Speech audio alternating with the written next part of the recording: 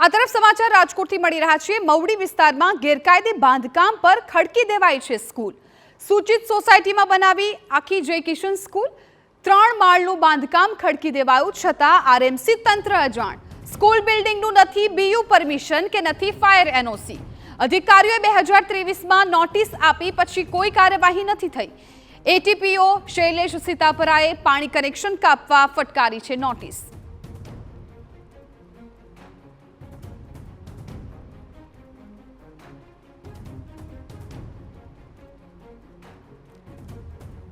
તો રાજકોટનો મવડી વિસ્તારનો આ બનાવ કે જ્યાં ગેરકાયદે બાંધકામ પર ખડકી દેવાઈ છે સ્કૂલ।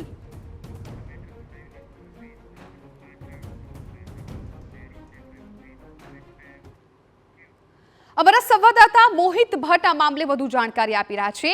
મોહિત, રાજકોટમાં સ્કૂલો પણ વારંવાર વિવાદમાં આવતી હોય છે, ત્યારે ફરી એક વખત વિવાદ સામે આવ્યો છે કે ગેરકાયદે ત્યાં જમીન હતી અને ત્યાં સ્કૂલ ખડકી દેવાઈ છે। 1 વર્ષ થઈ ગયું છતાં પણ કોઈને ધ્યાનમાં પણ ના આવી બાબત।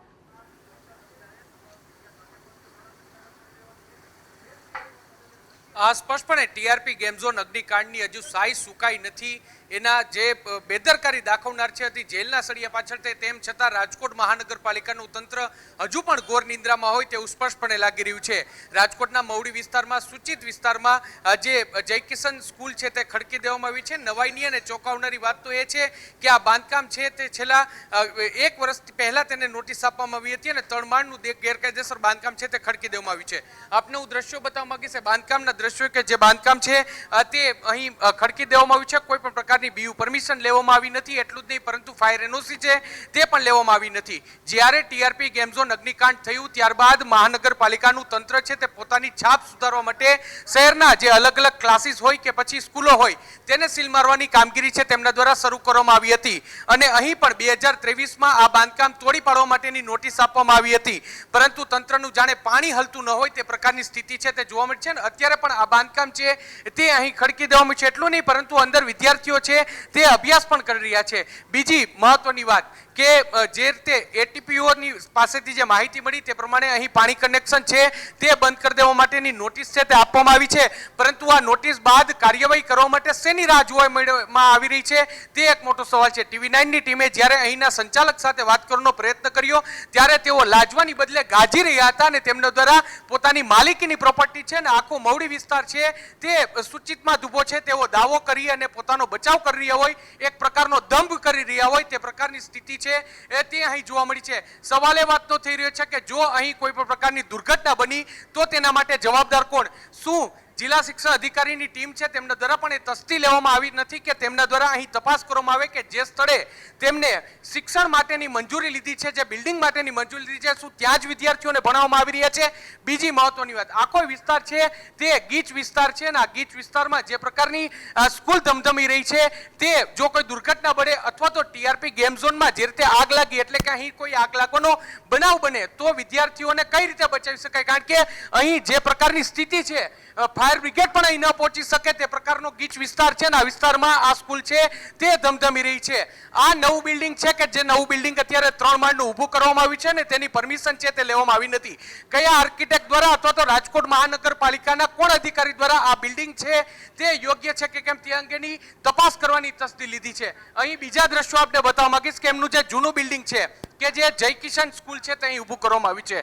આ સ્કૂલ છે તે અહીં દર્શાવવામાં આવી છે, પરંતુ સ્કૂલના નિયમ પ્રમાણે દરેક વ્યક્તિ છે તેમના દ્વારા ત્યાં પાર્કિંગની વ્યવસ્થા હોવી જોઈએ, ત્યાં એન્ટ્રી ગેટ અને એક્ઝિટ ગેટ હોવો જોઈએ, એ વિસ્તારમાં રમતનું મેદાન હોવું જોઈએ, પરંતુ કયા નિયમોનું પાલન કરીને અહીં સ્કૂલની મંજૂરી આપવામાં આવી છે તે પણ એક મોટો સવાલ છે અને તેને લઈને પણ સવાલ છે તે ઉઠી રહ્યા છે। રાજકીય વક ધરાવતા હોય તે પ્રકારે સ્કૂલના સંચાલક છે તે પોતાનો દંભ છે તે દેખાડી રહ્યા છે અને વિદ્યાર્થીઓ નાના બાળકો છે તેના જીવને જોખમમાં મૂકી રહ્યા હોય તે પ્રકારની સ્થિતિ છે તે અહીં જોવા મળી રહી છે। આ જે પ્રકારના દ્રશ્યો છે, આટલું મોટું બિલ્ડિંગ સામાન્ય માણસ રાજકોટ મહાનગરપાલિકાના સ્ટેન્ડિંગ ચેરમેન દ્વારા 1 સપ્તાહ પહેલા જે ઝૂંપડાઓ હતા તે ઝૂંપડાઓ દૂર કરી અને દાવો કરવામાં આવ્યો હતો કે અહીં ગેરકાયદેસર બાંધકામ છે તે ચલાવી નહીં લેવાય, જે લોકો ખોટું કરી રહ્યા છે તેની સામે કાર્યવાહી થશે, આવા દાવાઓ છે તે રાજકોટ મહાનગરપાલિકાના સ્ટેન્ડિંગ ચેરમેન દ્વારા કરવામાં આવ્યા હતા.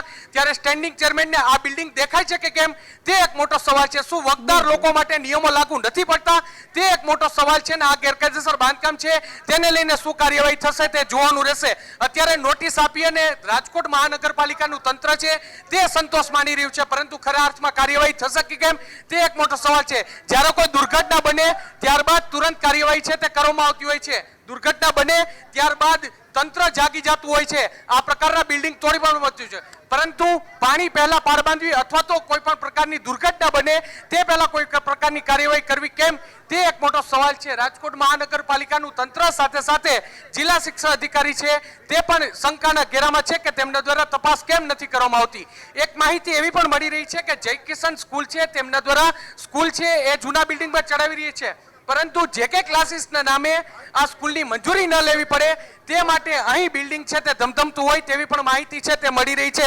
સામાન્ય માણસના, ગરીબ માણસના ઝૂંપડા પર, તેમના કાચા મકાન પર જો બુલડોઝર ફરતું હોય તો આ પ્રકારના વગદાર લોકો કે જેઓ દ્વારા ગેરકાયદેસર બાંધકામ કે જે બાંધકામ છે તે હમણાં નહીં પરંતુ છેલ્લા ઘણા વર્ષોથી ઊભું કરી દેવામાં આવ્યું છે, તેની સામે કોઈ કાર્યવાહી થશે કે કેમ તે એક મોટો સવાલ છે. અત્યારે તમામ અધિકારીઓએ ફોન ઉપાડવાને બંધ કરી દીધા છે, ગેરકાયદેસર બાંધકામ અંગે પોતાનું મૌન સેવી રહ્યા છે. ત્યારે આ સમગ્ર મામલે કયા પ્રકારની કાર્યવાહી થઈ છે તે જોવાનું રહેશે. શું રાજકોટ મહાનગરપાલિકાનું તંત્ર છે તે બીજી દુર્ઘટનાની રાહ જોઈ રહ્યું છે? શું કોઈ દુર્ઘટના બને ત્યારબાદ જ તંત્ર જાગશે? અહીં જે બાળકો અભ્યાસ કરી રહ્યા છે, જે બાળકો ભણી રહ્યા છે, તેમની સેફટીને લઈને, તેમની સુરક્ષાને લઈને શું તે એક મોટો સવાલ છે. જી બિલકુલ મોહિત, આપ લાઈન પર જોડાયેલા રહેજો. આપણી સાથે કોંગ્રેસ નેતા હેમાંગ વસાવડા પણ જોડાઈ ગયા છે. હેમાંગભાઈ, અત્યારે જે પ્રકારે રાજકોટમાંથી ફરી એક બનાવ સામે આવ્યો છે એ પરથી કહી શકાય કે TRP અગ્નિકાંડનો જે બનાવ છે એના પરથી શીખ લેવી, આ શીખ શબ્દ પણ કદાચ હવે RMC ના અધિકારીઓ માટે નાનો કહી શકાય. મને એ નથી સમજાતું કે આપણે બધા જ ભેગા મળીને અધિકારીઓની વાત શું કામ કરીએ. પદાધિકારીઓ જવાબદાર છે, અધિકારી તો ચાવી દીધેલા રમકડા છે. ઓકે, મોહિતભાઈ ભટ્ટ જયારે વગદાર શબ્દ વાપરતા હતા ત્યારે મારા મગજમાં ખોખાદાર શબ્દ આવતો હતો.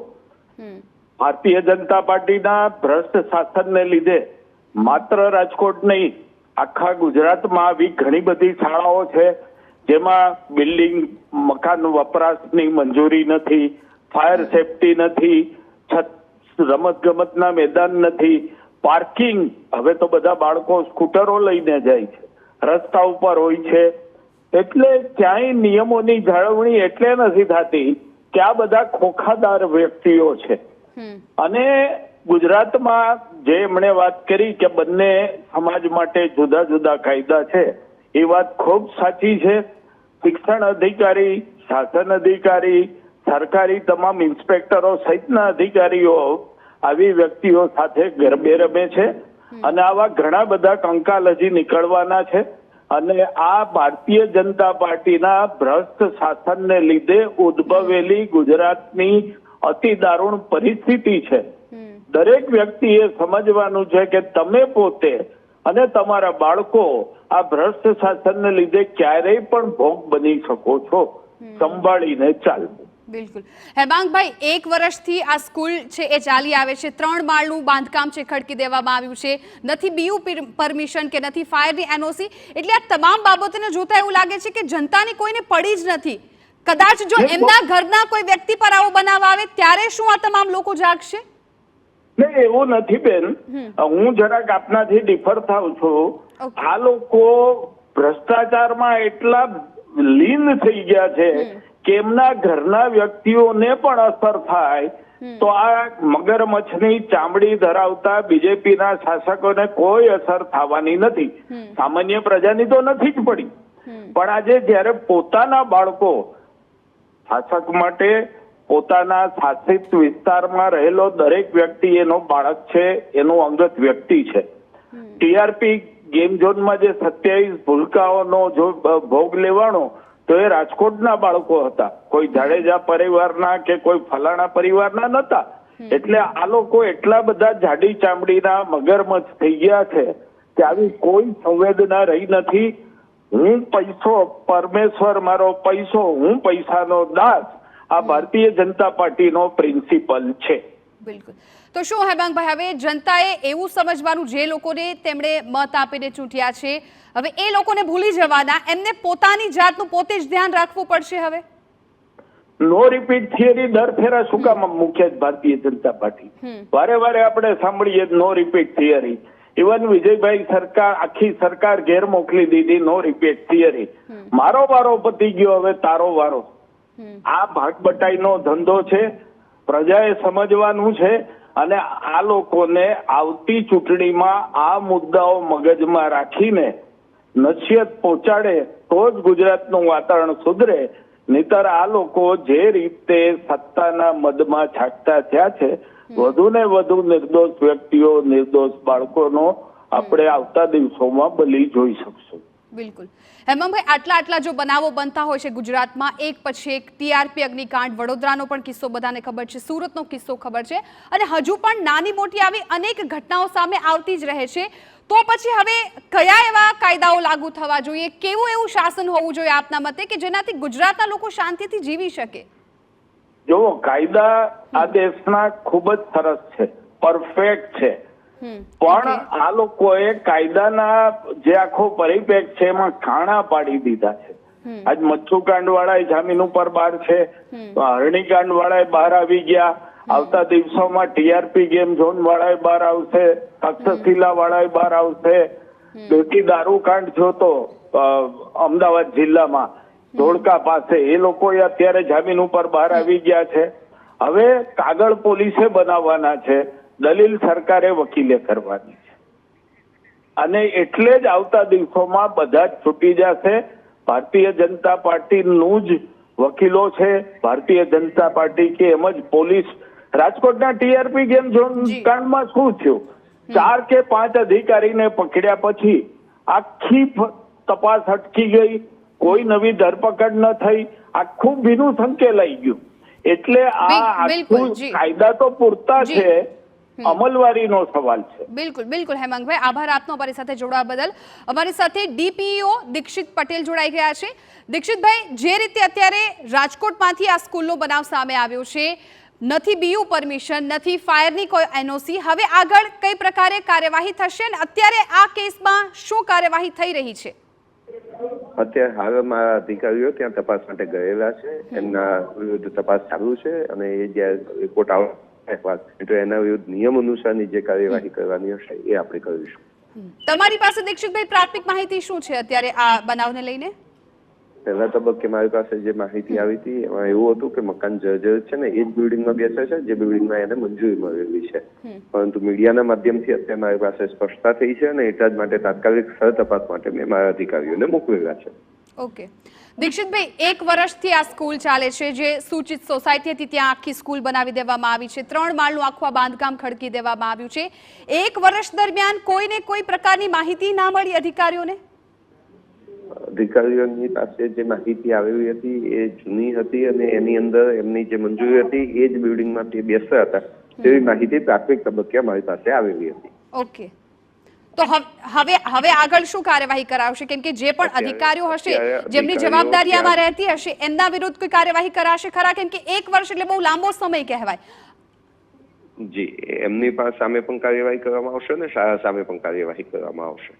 બિલકુલ દીક્ષિતભાઈ, આભાર આપતો અમારી સાથે વાતચીત કરવા બદલ. તો જે રીતે અધિકારી પણ કહી રહ્યા છે કે કાર્યવાહી કરાશે, દર વખતની જેમ એક જ રટણ તમામ અધિકારીઓનું હોય છે. બનાવ બની જતો હોય છે, જે તે વ્યક્તિને નુકસાન જતું હોય છે ને ત્યારબાદ અધિકારીઓ છે એમને એક જ વાત વાગોળતા હોય છે કે કાર્યવાહી કરવામાં આવશે.